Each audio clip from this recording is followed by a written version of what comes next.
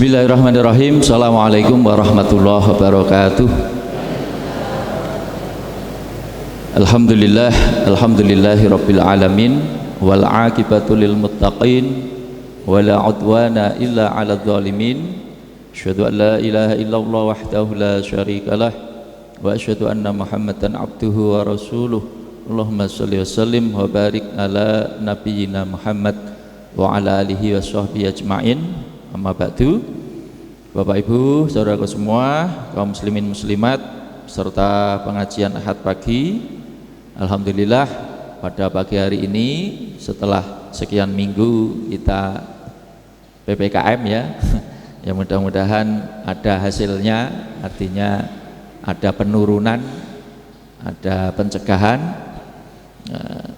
Kita juga mengucapkan selamat tahun baru Hijriah 1443 Hijriah. Kita sudah memasuki tahun baru ya, muhasabah umur, waktu hendaknya selalu kita perhatikan ya, karena kita berpacu dengan usia, berpacu dengan ajal ya, karena jatah hidup kita itu ada habisnya, suatu saat akan habis. Yang jelas makin tipis, makin dekat.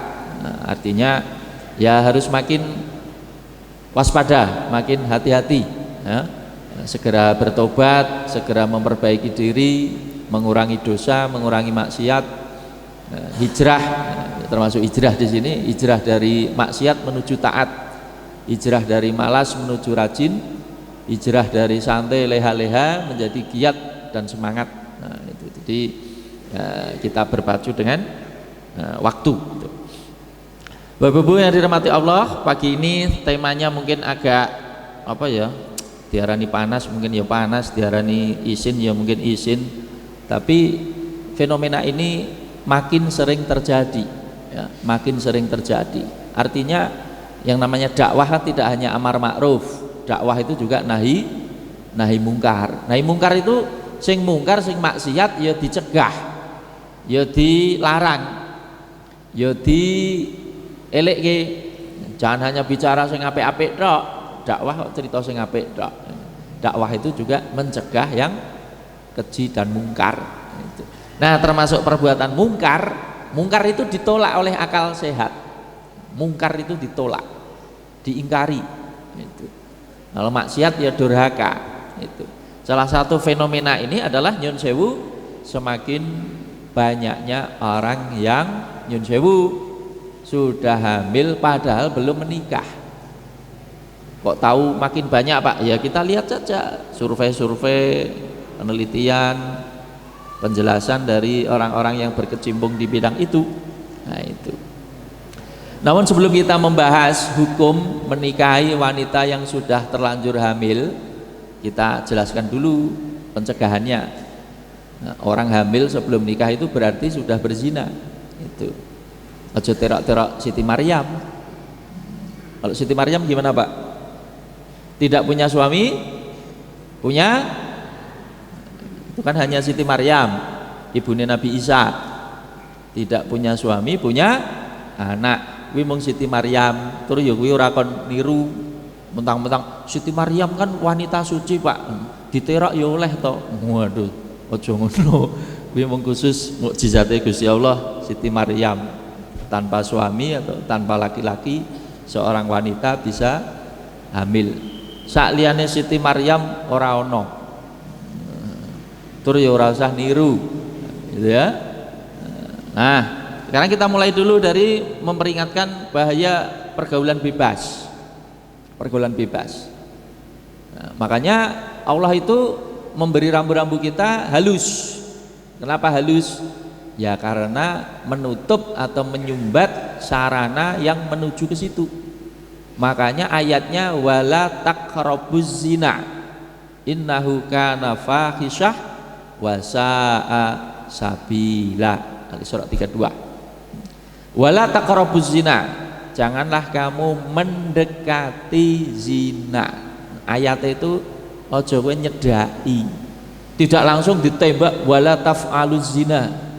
Jangan kamu lakukan zina, tidak langsung jangan kamu lakukan zina, jangan kamu dekati. Kenapa ayatnya kok dilarang mendekati? Ya karena orang sampai ke situ kan ada pemicunya, ada penyebabnya, ya, ada yang mendorongnya. Nah pendorongnya saja sudah dilarang untuk didekati. Ini hanya halus, ya, itu. Mendekati saja sudah tidak boleh, apalagi melakukan atau mempraktekkan. Naudzubillah, itu ya. Nah makanya di sini pengertian zina berbeda antara hukum Islam dengan hukum KUHP atau hukum versi peninggalan orang Barat. KUHP negara kita kan warisan Londo, Belanda itu kan lama menjajah kita Pak ya. Nah, sistem hukumnya sebagian masih bercokol, termasuk KUHP. Definisi zina KUHP dengan hukum Islam beda jauh.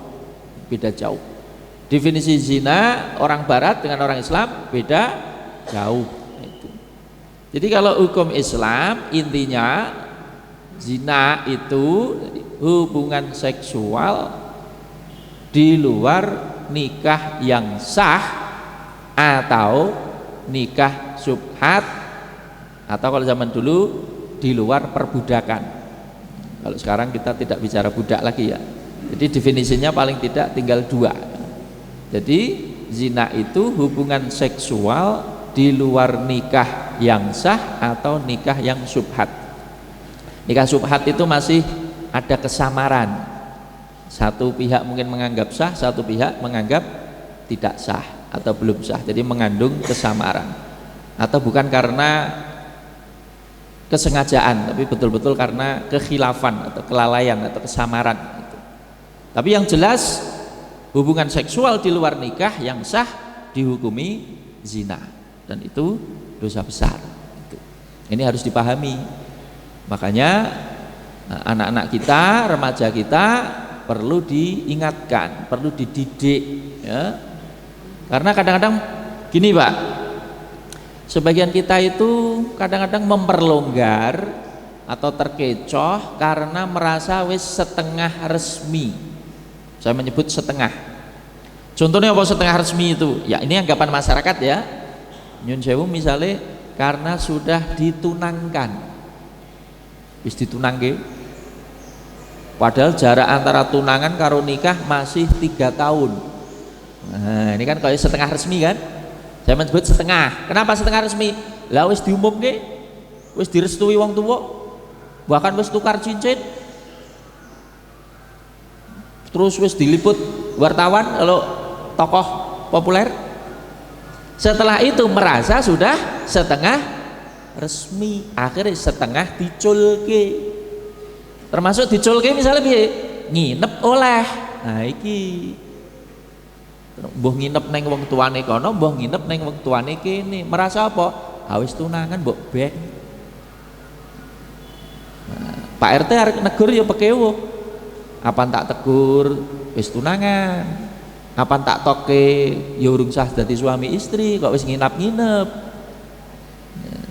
Mending nak nginep turune kamare dhewe-dhewe. Wong kadang-kadang awale kamare kene ndang tengah wengi dadi siji, wong tuane ora ngerti ditilapke. Mungkin ndak? Ya mungkin cah saiki pinter-pinter, pinter ngapusi bapake kok. Nah, itu. Nah, ini adalah kelemahan menurut saya. Jadi tradisi tunangan itu ketika jarak antara tunangan dengan nikah terlalu lama, menurut saya juga setengah menjadi pintu masuknya pelanggaran. Makanya tunangan dengan menikah itu ya jangan terlalu lama. Hubungannya dengan takutnya terjadi pelanggaran-pelanggaran tadi gitu loh. Ya termasuk tadi misalnya pacarannya kelamaan, pacarannya terlalu bebas, atau ya tadi jadi pencegahan itu juga penting gitu. Nah kadang-kadang kita juga mendengar istilah ada zina mata, zina tangan, yaitu boleh juga kita sebut seperti itu karena juga ada hadisnya. Tapi tentu yang dimaksud dalam konteks ini adalah zina dalam arti hubungan seksual. Walaupun juga sah-sah saja menyebut ada zina mata, ada zina tangan, oke lah. Gitu. Yang tentu juga dosanya lebih kecil daripada zina kelamin. Nah, itu ya, itu. Jadi itu. Jadi dari definisi 4 madzhab ini relatif sama, beda-beda tipis redaksinya itu. Nah, berikutnya kita juga harus mengingat dan menyadari bahwa zina termasuk salah satu dosa besar, bukan dosa kecil. Bukan hanya dosa besar, tapi juga termasuk kriminal. Ingat ya, kriminal. Ciri kriminal apa? Ada hukumannya, disebut dengan hukuman had. Jadi salah satu ciri dosa besar itu kalau diancam dengan hukuman had. Had itu sudah ditentukan oleh Allah Subhanahu wa taala. Itu. Jadi zina itu bukan hanya sekedar persoalan moral dalam hukum Islam, tapi juga kriminal, tindak pidana. Itu. Hukumannya berat, Pak. Mau sampai hukuman mati ya, berarti kan hukuman berat. Itu. Nah, ini kita pahami dengan baik, ya. Jangan nganggap enteng, ya. Jangan nganggap enteng. Kadang-kadang kita nganggap enteng ini contohnya ini, Pak. Seolah-olah ya, kalau ada orang sudah berzina, terus hamil, terus dinikah seolah-olah wis ditebus kesalahannya. Lah kan wis tanggung jawab. Kadang-kadang begitu kan? Harus tanggung jawab, wis ora dosa. Nanti kan ditirok karo liyane, kae yo iya. Kae seolah-olah itu jadi solusi. Hanya dianggap enteng gitu loh, Pak, maksudnya. Apa maneh? Tunggale akeh. Kancane akeh. Kadang iso ora isin. Bahaya. Gitu ya. Rasa malunya udah hilang, rasa takutnya sudah hilang. Karena saking akeh bolone dianggap biasa, rasa isin, koncone akeh, tunggale akeh. Kadang sak RT golek contoh loro iso, telu iso. Ini artinya memang saking banyaknya ini ya. Nah, ini. Jadi ini ya, ini termasuk dosa besar, jangan dianggap enteng. Jadi dengan menikah saja bukan berarti terus dosanya hilang. Ya, bukan berarti dosanya zina hilang. Dosa zina harus bertaubat. Kalau dalam hukum Islam atau negara yang memberlakukan pidana Islam, ya diberlakukan hukum cambuk. Nah, seperti di Aceh misalnya diberlakukan hukum cambuk. Tapi kalau rajam kayaknya belum kayaknya. Tapi kalau cambuk sudah jalan. Itu. Jadi tobatnya itu kalau mengikuti hukum Islam yang murni, ya tadi. Kalau masih bujang, perawan, cambuk 100 kali. Cambuk 100 kali. Itu pun ditontonkan orang banyak, dieksekusi di hadapan orang banyak. Ngapa ditonton ke wong akeh? Ya nak isin ben isin. Maksudnya nak isin liyane ora terok-terok, ora melok-melok. Itu. Wong sengaja ditonton ke wong akeh, Pak. Itu. Efek jerahnya ya tadi masyarakat jadi tahu.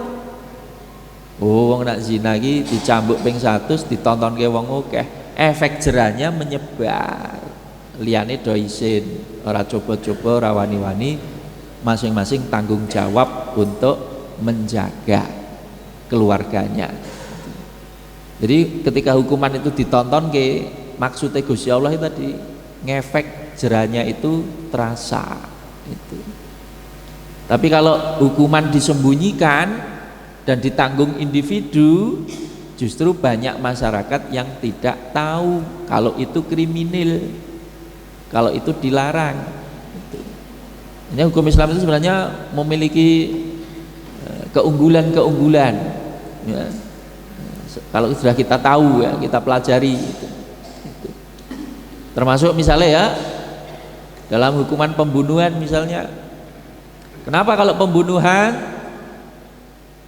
Islam mengenal 3 model ya, 1 dikisos, 2 denda, 3 bisa dibebaskan kalau dimaafkan. Jadi menghadapi pembunuhan itu Gusti Allah menyediakan 3 alternatif hukum. Boleh dikisos, boleh minta denda, boleh dimaafkan. Lengkap kan hukumnya kan? Nah, keuntungannya apa? Nah, yang hebat lagi itu Pak, yang menentukan hukuman korban, bukan jaksa, bukan polisi, korban. Kenapa korban yang menentukan hukuman? Karena dia yang dirugikan. Misalnya gini loh Pak, nyun sewu, kalau ada satu keluarga bapaknya dibunuh, siapa yang paling terpukul? Siapa yang terpukul? Ya keluarganya kan? Ya istrinya, ya anaknya. Bapaknya dibunuh, kehilangan penanggung nafkah kan? Nah di sini keluarganya nanti yang minta atau menentukan hukum. Maduke digapake sing mateni iku. Kalau dia menuntut, dah kami minta juga dikisos, utang nyawa sauri nyawa, boleh, boleh, hak dia. Tapi kalau keluarga itu rundingan, tidak usah dibunuh lah, apa artinya juga bunuh orang, ya sudah, yang sudah kita maafkan, cuman kita minta tebusan, diat namanya, uang darah. Nah minta tebusan itu ya memang mahal Pak. Kenapa mahal? Ya memang nyawa manusia tidak tergantikan, makanya mahal gitu loh. Aslinya kan yang sebanding dengan nyawa kan nyawa kan, cuman kan dimaafkan. Nah, minta denda tebusan, dendanya mahal, berapa? 100 ekor unta. Catat ya, 100 ekor unta. Bayangke unta angel ya ganti sapi ini lah, ini lah. Bayangke unta angel, jenengan iso bayangke Pak, nebus satu nyawa nganggo 100 ekor sapi katakanlah. Nah sapi siji regane digawe rata-rata misalnya 15 juta misalnya, sapi siji 15 juta, ping 100 ketemu 1,5 miliar. Lah kok larang men Pak? Ya memang larang. Sapa kono nyawa menungso murah? Justru Islam itu menghargai nyawa, kuwi larang. Makanya aja sembarang mateni wong gitu loh maksudnya. Lah nek nyawa mbok anggap murah, mateni enteng gitu loh maksudnya. Nah, kok terus yang nglindungi nyawa menungso sapa? Nah, wong gampang mateni iki lho, Pak. Apa meneh merasa mateni wong ya paling 7 tahun tak tebus ning penjara ora apa-apa. Lah 7 tahun ora wedi. 10 tahun ora wedi. Tapi nak lah kowe kok wani mateni wong apa kowe siap dipateni genti? Mikir kan? Oh iya ya, aku jek pengen urip ya. Lah kowe jek pengen urip arep mateni wong. Mikir dia. Termasuk tadi. Lah kowe kok arep mateni wong, lah nek kowe didenda 1 sapi apa mampu kowe? Terus nak misalnya apa? Didenda tenan. Misalnya ya 1,5 miliar misalnya, kira-kira njaluk urunan apa ora kuwi? Jaluk urune tekan sak Jawa Tengah dijalui kabeh itu Pak. Seperti dulu kasus ada TKW dari Ungaran itu kan, terancam hukuman mati kan, jaluk urunan wong sak Jawa Tengah itu. Lah ya didenda karo 1,5 miliar ya ora ndek duit ya. Maksudnya gini Pak, ketika orang didenda larang itu mesti bengok-bengok, jaluk tulung maksudnya. Jaluk tulung Pak Dene, bulike, buyute, tanggane, kancane kabeh jaluki duit. Mergo apa? Dhewe ora mampu, ora ndedit. Karena semakin banyak orang yang dilibatkan, dampak positifnya apa? Sing nyeneni akeh. Lah kok melu nyeneni ya? Contoh misalnya ya, ini hanya contoh ya, naudzubillah jangan sampai terjadi, ini hanya contoh. Misalnya keponakan saya misalnya bunuh orang, terus dia didenda 1,5 miliar. Kira-kira saya sebagai pamannya nu jui urunan enggak Pak? Nak jui urunan kira-kira nak karo 1,5 miliar itu saya dijui urunan berapa itu? Orang mungkin kan 250 itu 1,5 miliar untuk nyumbang 250.000. Ayo ora ono apa-apa nih. Mesti ya paling ora Pak D, jenengan kan Pak D kula niku nak mboten saged nebus niki kula dipateni. Tulung Pak D kula dibantu. Lah didenda piro? Karo 1,5 miliar. Lah aku nyumbang piro? Nggih paling mboten jenengan nggih 50 juta to Pak D lho. Lah sing mateni kuwi kok sing repot aku lho. Aku rek ya ngono kan. Lah nek mboten dibayar kula dipejahi Pak D, napa jenengan mboten mesake kula. Lah ngeyel to. Lah kok sing mateni kowe sing repot aku. Pak D liyane juki kabeh, ana sing 50, ana sing 30, ana sing 70. Marah-marah enggak mereka? Marah. Walaupun ya dibayar tapi kan tetap nesu, Pak. Orang nesu piye diceket yuta menggo nebus nyawa bocah komplekidis mateni wong kuwi. Tiba-tiba keluarga besarnya itu memarahi semua. Ketika memarahi semua itulah efeknya itu ngefek. Apa kabeh berkepentingan jogo. Saya sebagai Pak D sing dituwake mesti tak wanti-wanti, Pak. Cukup iki wae aja dipindho-pindhoni. Awas nek ente enek sing mateni, aku ora kurunan lho, tak ancam kan? Awas sih, maksudnya aja dipindhon-pindhoni. Jangan diulang lagi. Lihat iki dirungokke kuwi. Gara-gara dhek mateni wong, saiki saben wong urunan 50 juta. Ngefek. Maksudnya ngefek iki ngono kuwi. Lah nak wong mateni wong di penjara, misalnya ponakan saya membunuh orang di penjara 15 tahun. Paling banter saya bisa bilang apa, Pak? Ya le sing sabar, kadang kowe wis berbuat ya kowe kudu tanggung jawab, sing sabar. Ora wis metu ya aja dibaleni meneh. Aku ora mau ngono kuwi tok. Ya ndak? Lah iya, tilek ya kadang ya ora. Begitu metu, kok wis metu le. Paling ngono kuwi tok. Saya tidak wanti-wanti, tidak jaga betul keluarga besar saya untuk tidak membunuh. Kenapa? Mbok sanggo-sanggo dewi, mbok tebus-tebus dewi sekarepmu ngono. Begitu njaluk urunan, dulure kabeh melu tanggung jawab, melu nesoni, Pak. Melu didik. Itulah efek dari hukum denda. Membuat kesadaran orang sadar hukum itu menjadi meningkat. Oke, kita fokusnya ke sini dulu. Jadi zina itu jangan dianggap enteng. Itu termasuk salah satu dosa besar. Jangan dianggap enteng. Kalau orang yang sudah menikah atau pernah menikah atau janda atau duda, hukumannya lebih berat lagi. Dilempar batu atau dirajam sampai meninggal. Ya, berat. Gitu. Jadi jangan dianggap enteng. Kalau tidak diingatkan kadang-kadang dikira. Nah, karena di Indonesia hukuman itu tidak berlaku atau tidak diberlakukan, ya satu-satunya jalan ya kudu tobat sing tenanan kae. Tobat itu cirinya apa? Siji menyesal, loro kapok, telu ora baleni, papat ngekeh-ngekehke amal soleh nggo nutup dosa kuwi, muga-muga iso ketutup. Ya cuy, karena apa? Ya hukuman had tidak bisa diberlakukan atau belum bisa diberlakukan. Makanya satu-satunya harus tobat. Jangan sampai kasus seperti tadi, berzina, hamil, dinikahi merasa wis ora dosa, wis tak nikahi ya. Jangan begitu ya. Zinanya itu tetap dosa. Apalagi amit sewu, Pak, zinanya berkali-kali. Biasanya kalau sudah sampai hamil itu ya berkali-kali. Jarang kok sekali dadi ini jarang. Nah, anti uang anti hamil biasanya zinane wis katok. Katok itu wis ya wis katok. Apa bahasa Indonesia katok gitu. Ya. Jadi ayatnya mana, Pak? Kalau orang berzina itu dicambuk atau dijilid 100 kali. Ini surat An-Nur ayat 2. Ya, jelas ayatnya. A'udzubillahi minasyaitonirrajim.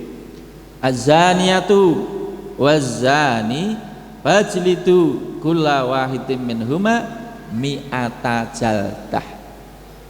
Az-zaniyatu utawi wong wadon kang zina, waz-zani lan utawi wong lanang kang zina, fajlidu mongko cambuken jiliten kulla wahidin saben-saben salah seorang diantaranya minhuma dari keduanya berapa?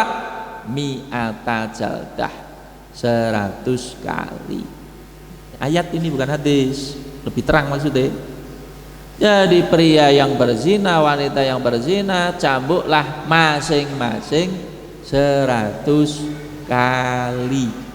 Ini kriminal, bukan hanya masalah persoalan moral ya, tapi persoalan juga kriminal. Kriminal itu pidana.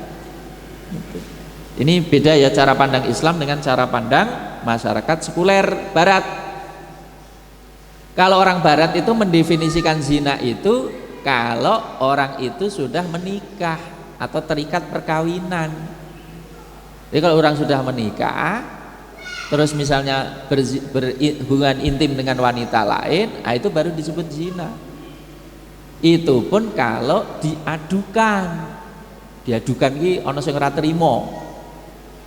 Kalau tidak diadukan ya dianggap ora ana apa-apa, bukan pelanggaran, orang ana sing ngadu. Dan kata mereka, zina itu kalau suka sama suka tidak layak disebut kriminal. Kenapa? Orang ono korbani katanya. Orang berzina itu kan tidak ada korbannya katanya. Lah seneng kabeh kok. Beda kalau perkosaan. Perkosaan kan siji seneng, siji senep. Senep iki ora seneng. Nah, perkosaan jelas ada korbannya, Pak. Tapi kalau zina kata orang barat, zina ki padha senenge, padha mathuke, padha penake, ora ono korbane. Karena tidak ada korbannya, ya berarti tidak ada kriminal. Nah, cara pandangnya beda kan? Kalau orang Islam atau hukum Islam, seneng karo seneng itu bukan alasan untuk menggugurkan kriminalnya.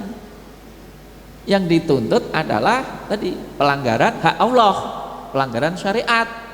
Walaupun orangnya suka sama suka, tetapi tidak diikat dengan pernikahan yang sah, disebutlah itu zina. Kalau perkosaan, ya lebih jelek lagi, lebih jelek lagi. Nah, itu memperkosa lebih jelek lagi. Homoseksual lebih jelek lagi. Kenapa lebih jelek lagi? Karena tidak hanya melanggar syariat, tapi juga melanggar tabiat. Homoseks kan lebih jelek lagi, Pak.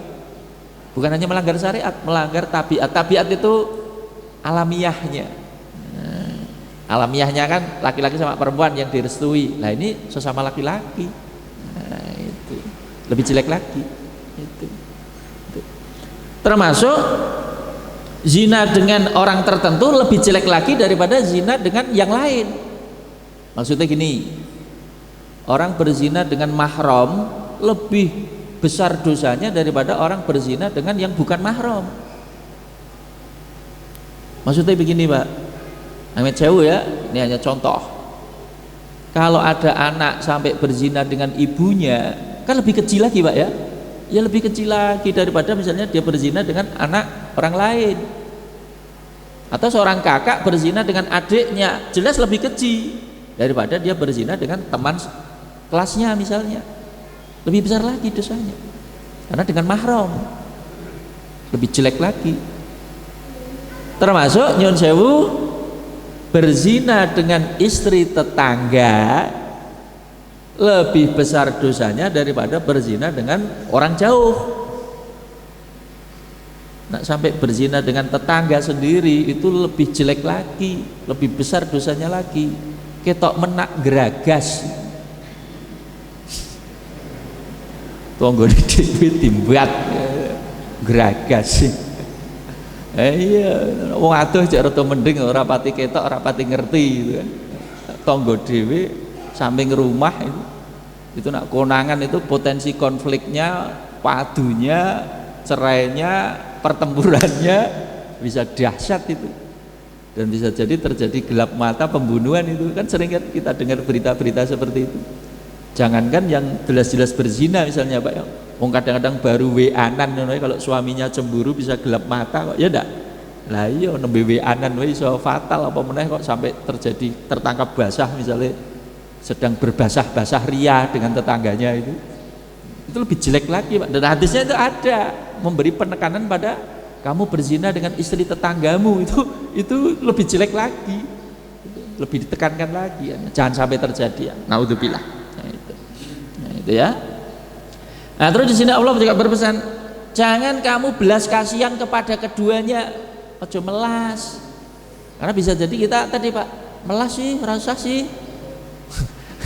Padahal Allah wis antisipasi, ojo melas, maksudnya menjalankan hukum Allah itu ojo melas, jalankan dengan penuh kesungguhan hati. Jangan karena melas terus rasa wela. Utawa dilongi ojo 100 apa selawe wae. Dinyang gitu ya. Hukuman Gusti Allah dinyang gitu. Dikon nyambuk ping 100 dinyang selawe misalnya itu. Melas sih. Nah, itu. Nah, ini ya ada kata-kata ini, Pak ya. Wal yashhad adzabahuma ta'ifatum minal mu'minin, dan hendaklah menyaksikan eksekusi keduanya ta'ifah, segolongan minal mu'minin, dari orang-orang beriman. Jadi ketika dicambuk itu hendaklah dipersaksikan segolongan orang Islam, ditonton ke wong akeh. Memang itu dawuh Gusti Allah, Pak. Jadi ketika mencambuk orang yang berzina tadi, dikon nonton ke wong akeh. Ngapa kok ditonton ke? Ya tadi efek jerahnya biar muncul. Apa efek jerahnya? Malu. Kalau malu, harapannya apa? Merembet. Aja kok kae ra. Aja terak-terak kae ra. Cukup kae wae ra. Jadi banyak orang yang akan apa istilahnya? Cawe-cawe, berkepentingan untuk mendidik. Kenapa? Saya tidak ingin keluarga saya malu. Sehingga dia akan lebih ekstra lagi menjaga putra putrinya. Maksudnya Allah begitu.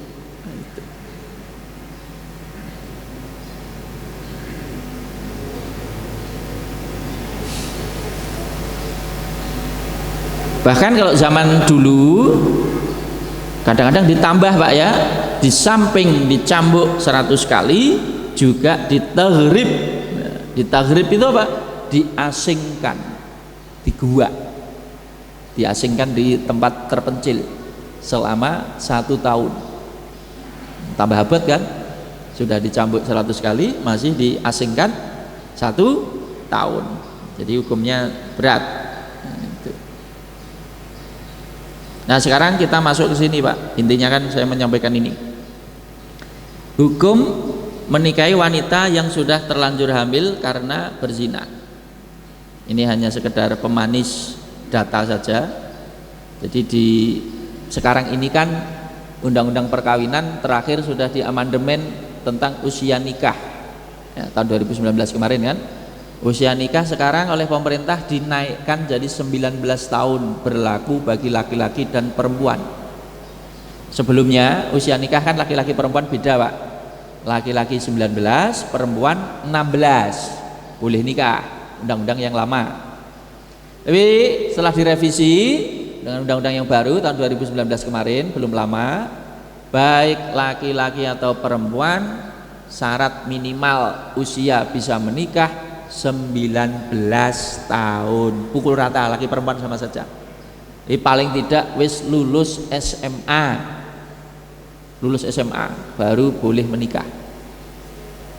Nah umurnya kurang dari 19 tahun boleh mengajukan namanya dispensasi.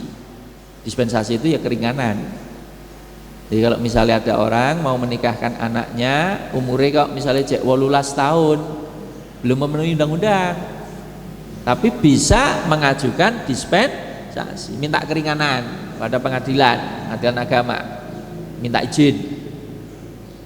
Ya bisa dikabulkan, bisa tidak.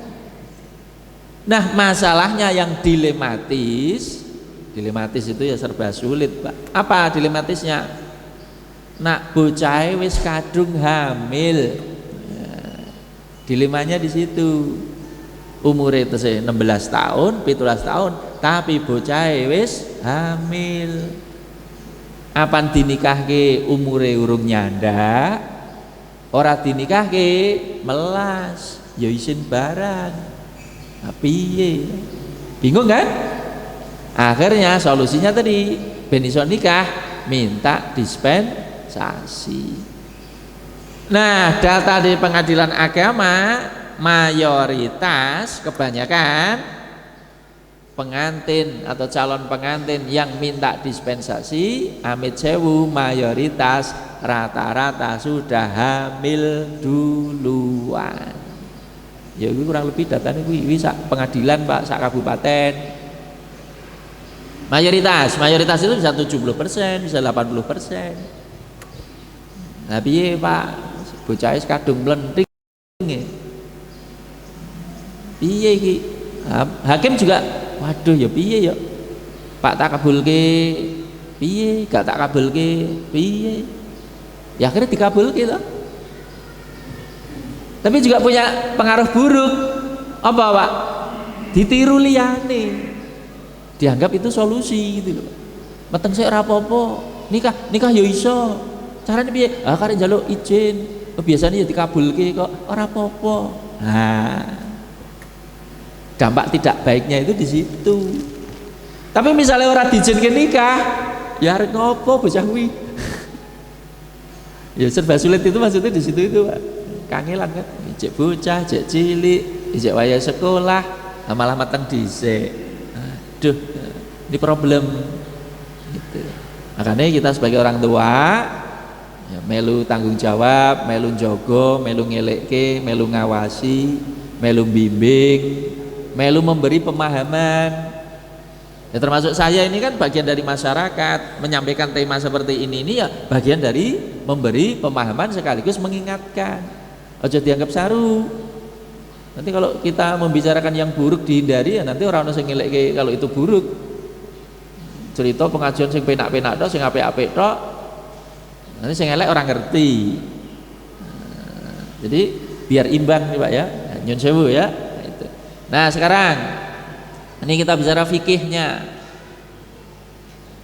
Kalau menikahi wanita yang dalam posisi hamil itu bagaimana? Nah, saya rodo urut sih. Kita jelaskan dulu hamilnya karena apa dulu.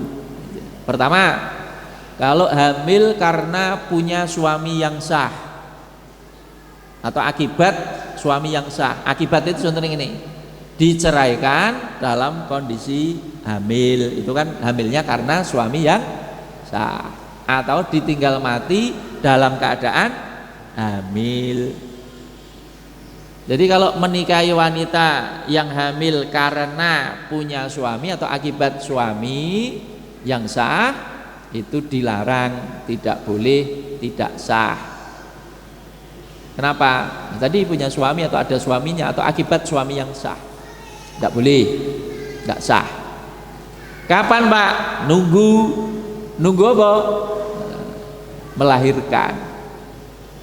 Jadi kalau ada misalnya orang bercerai dari suaminya terus dalam posisi hamil, tidak bisa langsung dinikahi, dia harus menunggu.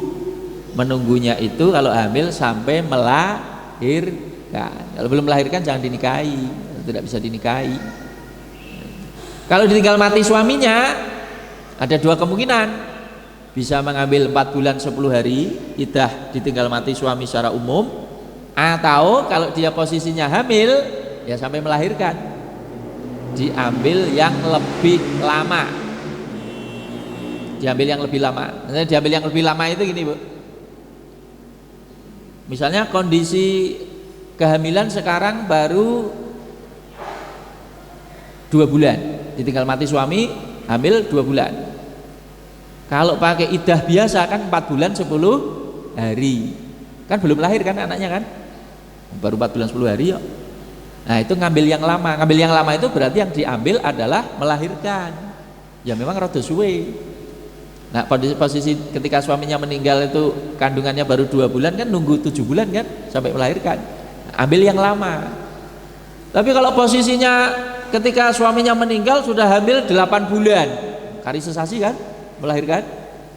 Nah, itu ambil yang lama, berarti ngambil 4 bulan 10 hari gitu loh Pak maksudnya. Jadi hukum ini gigi sebenarnya kita mau tidak mau akan berhubungan Pak. Kenapa? Ya dialami dalam berkeluarga. Jadi ini juga termasuk sebenarnya ngaji yang penting sebenarnya, hukum keluarga yang namanya. Jadi rata-rata kita mengalami itu, kejadian seperti itu. Ada yang suaminya meninggal dan seterusnya. Gitu. Oke ya. Gitu. Nah sekarang hamil karena korban perkosaan. Hamil karena korban perkosaan dulu sebelum ke zina.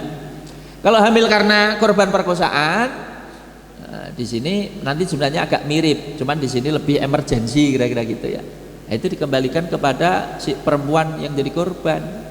Apakah ia mau dinikahi oleh pria yang memperkosanya itu? Kalau dia mau, walaupun mungkin dia terpaksa ya, anak-anak diperkosa kan orang seneng. Kalau dia mau dinikahi ya monggo. Kalau ini kebanyakan ulama ya cenderung kepada hukum boleh. Karena emergensi gitu. Kalau yang menikahi yang memperkosa ya lebih boleh lagi, karena justru dia yang harus bertanggung jawab. Tapi kadang-kadang yang menikahi bukan yang punya benih. Nah, Ini hukumnya makin kompleks gitu ya. Kalau yang menikahi yang menghamili tadi tidak terlalu kompleks, tapi kalau yang menikahi bukan yang memperkosa atau menghamili ya tambah kompleks gitu. Tapi umumnya ulama atau kebanyakan ulama juga cenderung pada hukum boleh itu. Nah sekarang yang ini saya jelaskan agak rinci kalau ini.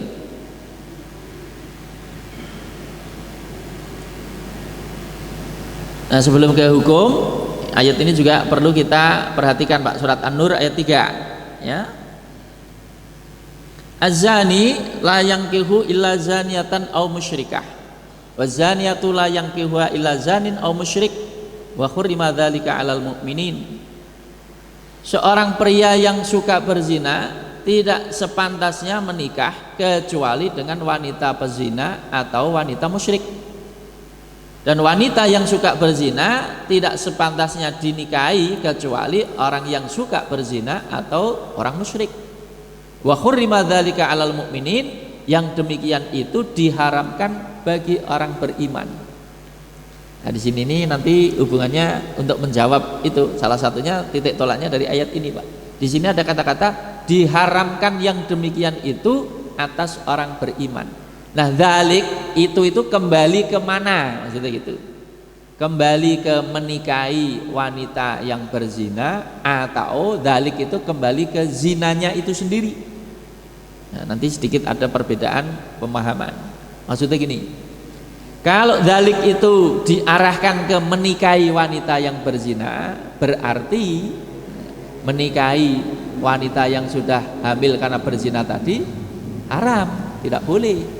Kalau itu diartikan dengan menikahi.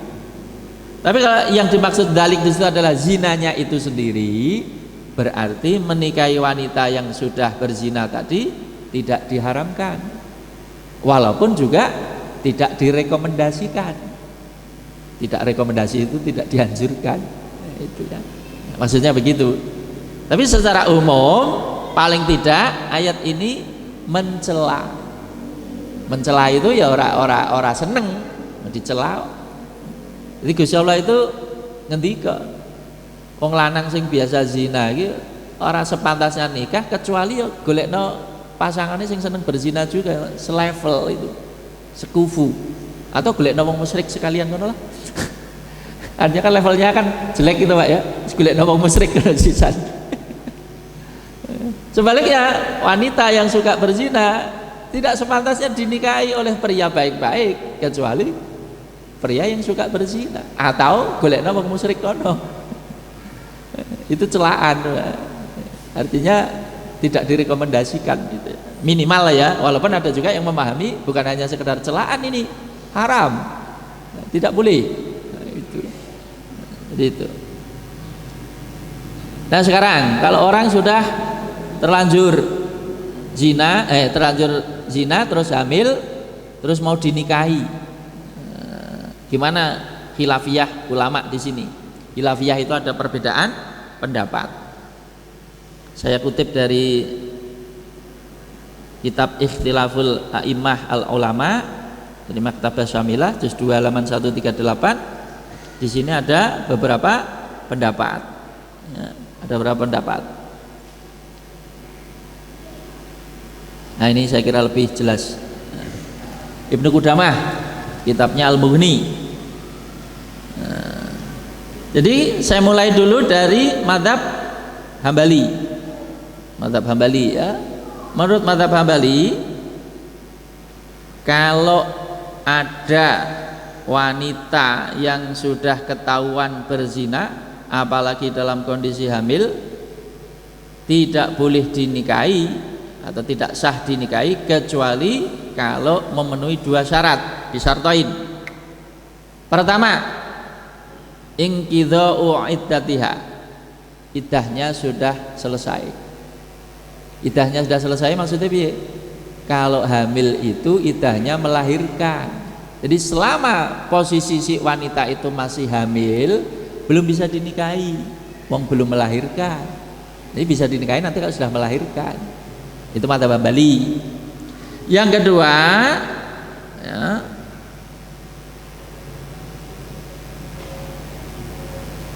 sudah tobat. Artinya si wanita itu sudah tobat. dari berzina tadi. Nak urung tobat ya urung sah, urung halal dinikahi. Madzhab Hambali agak ketat di sini ya, agak ketat. Jadi menikahi wanita yang sudah hamil, baik yang menghamili atau bukan yang menghamili, sama saja ini belum boleh sebelum melahirkan. Dan sudah tobat. Lah ngertine tobat piye, Pak? Cici tadi tobat itu indikatornya apa sih? Menyesal, kapok, tidak mengulangi lagi. Itu indikasi tobat. Madzhab Hambali agak ketat. Ini mirip dengan madzhab Malik. Madzhab Malik ya mirip, cuman tidak nambah tobat kalau madzhab Malik, tapi sama-sama tidak boleh. Ini harus nunggu melahirkan dulu. Hanya orang sah perkawinan ini. Nah, itu. Nah, kalau madzhab Hanafi mirip madzhab Syafi'i, mung beda sithik. Kalau madzhab Hanafi boleh menikahi wanita yang sudah hamil tadi, boleh. Ning ana syarate apa? Sebelum anaknya lahir tidak boleh melakukan hubungan intim. Madzhab Hanafi, Imam Abu Hanifah sama Imam Muhammad. Muhammad itu muridnya, ya sahabatnya. Jadi bisa menikah, boleh menikah, ning orang itu hubungan intim. Terutama lebih-lebih kalau yang menikahi bukan yang menghamili, tidak boleh hubungan intim. Tapi agak muskil juga pendapat ini. Muskil itu rada aneh. Anehnya di mana? Lah wong nikah kok orang entuk ngeloni. Cah nom-nom saiki kan ya ngono kan? Berarti nikah-nikahan wi. Ya kan? Oh, definisi nikah itu kan akad yang menghalalkan, ya kan? Nah, nikah ya mesti oleh. Lah kok nikah ora oleh awor, ya percuma. Jarine cah nom saiki ora masuk akal maksudnya. Makanya tidak banyak dipakai, orang masuk akal. Untuk nikah kok orang untuk awor, orang masuk akal. Lah sing rada longgar dan juga yang dipakai di Indonesia madzhab Syafi'i. Madzhab Syafi'i di sini longgar, Pak. Apa fatwanya? Menikahi wanita hamil boleh dan sah, dan juga boleh mencampuri. Hanya hubungan suami istri ya boleh. Nah, ini madzhab Syafi'i yang banyak dipakai juga di Indonesia, termasuk dipakai di kompilasi hukum Islam. Jadi seperti itu duduk perkaranya, Pak. Jadi ada khilafiyah, ada perbedaan pendapat. Kok amin? Ngamini apa? Maksudnya, oh cocok sing iki mungkin jenengan ngono maksudnya, Pak. Nah, karena ada khilafiyah sehingga di masyarakat sering terjadi ya, kalau ada orang pasangan menikah dalam kondisi hamil, begitu bayinya nanti lahir menikah lagi. Ada enggak? Pernah lihat enggak? Nah, kenapa kok diulang lagi? Minimal orang mantep. Ngopo kok orang mantep? Karena dua imam besar tadi berpendapat nikahmu mau rasa. Ya walaupun madzhab Syafi'i mengatakan sah ya, tapi ingat juga dua imam besar lain mengatakan tidak sah. Habis orang mantep kan? Orang mantep karena urusannya jangka panjang, urusannya tekan akhirat ya. Nah, nanti hubungan suami istri dianggap orang sah, selamanya dianggap zina piye? Makanya tidak sedikit orang yang tidak mantep tadi akhirnya begitu bayi lahir mengadakan akad nikah baru. Yang gojo-gojo sih saya yakin karena kurang mantep, karena bagaimanapun juga ada imam yang berpendapat pernikahannya tadi tidak sah. Ini maksudnya ben gue hati-hati, aja digawe enteng, aja digawe gampang. Nah, itu. Nah, kalau di KHI kompilasi hukum Islam yang dipakai di pengadilan agama atau dipakai di Indonesia kebanyakan, kita lihat pasal 53, Pak, ayat 1. Seorang wanita hamil di luar nikah dapat dinikahkan dengan pria yang menghamilinya. Dapat, bukan harus. Jadi kalau ada wanita hamil dinikahkan dengan pria yang menghamili, dapat, boleh. Cuman di sini tidak terlalu tegas. Lah kalau yang menikahi bukan yang menghamili, dapat enggak ya? Kebetulan KHI tidak ngatur secara eksplisit, Pak. Tapi saya menduga ya dapat juga, walaupun mungkin tidak direkomendasikan. Hanya tentu lebih pantas yang menikahi adalah yang menghamili, hanya lebih pas maksudnya itu daripada yang menikahi bukan yang menghamili. Tapi kadang-kadang kan yang menghamili kan tidak tanggung jawab atau minggat, ora gelem. Nah, kadang-kadang terpaksa dicarikan yang mau atau pengganti, ya mungkin juga. Yang pasal 2, perkawinan dengan wanita hamil pada saat 1 dapat dilangsungkan tanpa menunggu lebih dahulu kelahiran anaknya. Artinya kalau mau nikah langsung boleh, hanya tidak harus nunggu anaknya lahir. Ini kita bicara KHI Pak ya, bukan bicara fikih lagi ya, bicara KHI. KHI itu kompilasi hukum Islam. Ayat 3, dengan dilangsungkannya perkawinan pada saat wanita hamil tidak diperlukan perkawinan ulang setelah anak yang dikandungnya lahir. Nah, kalau KHI orang dibaleni ora apa-apa, apa meneh nikah wis nang KUA. Kan wis di surat resmi. Ndak perlu mengulang, itu KHI.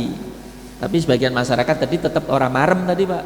Ya, tentu kalau mengulang nikah tentu tidak di KUA lagi kalau sebelumnya sudah menikah di KUA. Nanti KUA malah bingung. Lho wingi wis nikah war nikah neh. Nah, kan mesti dibegitukan. Nak malah hari ngejok kene KUA malah ditolak tenan Pak. Oh wingi wis nikah war nikah neh. Kecuali nak bojone beda, mungkin cowoknya beda, Pak. Bojone padha. Itu ya. Nah, itu. Nah, terakhir, bagaimana dengan status anak tersebut? Anak sah apa tidak, Pak? Ya, kalau kita kembali ke hukum Indonesia, KHI, anak tersebut adalah anak sah. Dihukumi sah.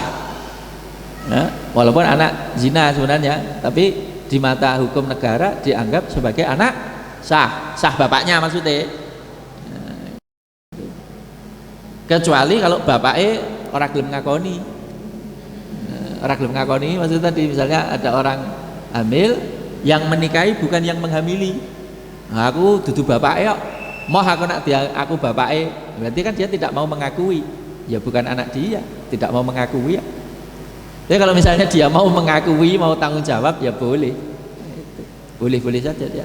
Yes. Bapaknya aku ya apa-apa, ditulis aku ya apa-apa. Nanti secara lalu lintas hukum, bapak yuridisnya sekarang ya dia. Bapak yuridis itu bapak secara hukum.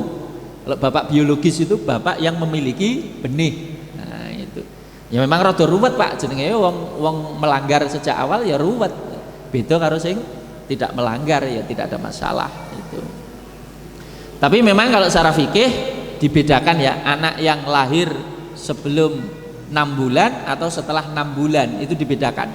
Maksudnya gini, jadi jarak antara nikah dengan kelahiran itu di atas 6 bulan apa di bawah 6 bulan. Itu nak cara teori fikih loh ya. Nanti gini, ada orang nikah sudah hamil, usia kandungannya 2 bulan, 7 bulan kemudian bayinya lahir. Teori fikih anak ini anak sah. Kenapa? Lahirnya di atas 6 bulan. Walaupun secara faktual ya boleh dibilang anak zina karena pembuahannya sebelum nikah. Tapi secara fikih masih tertolong dianggap sebagai anak sah karena lahir di atas 6 bulan. Tapi kalau lahir kurang dari 6 bulan, misalnya ya Januari nikah, Februari lahir, nembe sebulan kok langsung cespleng gitu. Lahir kurang dari 6 bulan Pak, menurut fikih bukan anak sah. Makanya kadang-kadang nyun sewu Pak, ada KUA yang jeli itu rada jelimet, dicek lahirnya kapan, nikahnya kapan. Begitu terindikasi lahir kurang dari 6 bulan, biasanya KUA kadang-kadang ya BCI sampai ora iso dadi wali, waline wali hakim. Sebenarnya KUA ini nyelidiki Pak, anak ini terindikasi lahir kurang dari 6 bulan. Kalau lahir di atas 6 bulan dari pernikahan, oke, Anda bisa jadi wali, Anda berhak jadi wali. Tapi kalau kurang dari 6 bulan, jangan heran kalau ada KUA yang BCI sampai ora iso dadi wali, tanggap gitu nih jenengan maksudnya piye. Walaupun kalau menurut hukum negara KHI ya sebenarnya anak sah dia, artinya dia boleh jadi wali. Tapi palango timbangane udur-uduran ya diganti wali anu ya ora apa-apa. Hanya tidak terlalu, bagi orang Indonesia setahu saya tidak terlalu prinsipil. Yang penting jalan sah. Gitu ya. Saya kira ini saja Bapak Ibu yang dirahmati Allah Subhanahu wa taala, kajian pagi hari ini. Saya sampaikan banyak terima kasih atas kehadirannya. Mohon maaf saya tidak bermaksud apa-apa, ini adalah bagian dari menjalankan fungsi amar ma'ruf nahi mungkar. Jadi bukan bermaksud apa-apa ya, kecuali hanya nahi mungkar sajalah, supaya yang seperti itu tidak makin banyak, tidak dicontoh, tidak diikuti ya. Naudzubillah min dzalik. Sebagai penutup kita akhiri dengan doa. A'udzubillahi minasyaitonirrajim. Bismillahirrahmanirrahim. Alhamdulillahirabbil alamin. Allahumma shalli wa sallim wa barik ala nabiyyina Muhammadin wa ala alihi wa sahbihi ajmain. Warda anna ma'akum bi rahmatika ya arhamar rahimin. Allahumma ighfir lana dzunubana wa khatayana kullaha wa li walidina wa li masyayikhina wa li jami'il mu'minina wal mu'minat wal muslimina wal muslimat al ahya'i minhum wal amwat innaka sami'un qaribun mujibud da'wat ya qadiyal hajat. Rabbana ighfir lana wa li ikhwanina alladziina sabaquna bil iman wa la taj'al fi qulubina illa lil ladziina amanu rabbana innaka ra'ufur rahim. Allahumma inna nas'alukal afwa wal afiyah wa dawamal afiyah wa tamamal afiyah innaka ala kulli syai'in qadir. Allahumma inna na'udzubika minal judam wal junun wal baras wa min sayyi'il asqam wa min sayyi'i virus corona wa min sayyi'i virus corona wa min sayyi'i virus corona min baladina Indonesia hadza khassah wa min buldanil muslimina amah innaka ala kulli syai'in qadir. Rabbana atina fid dunya hasanah wa fil akhirati hasanah wa qina adzabannar. Sallallahu ala nabiyyina Muhammad walhamdulillahi rabbil alamin. Sekian dan demikian, terima kasih, mohon maaf. Nasrun minallah fatun qarib wa basyiril mu'minin. Assalamualaikum warahmatullahi wabarakatuh. Waalaikumsalam.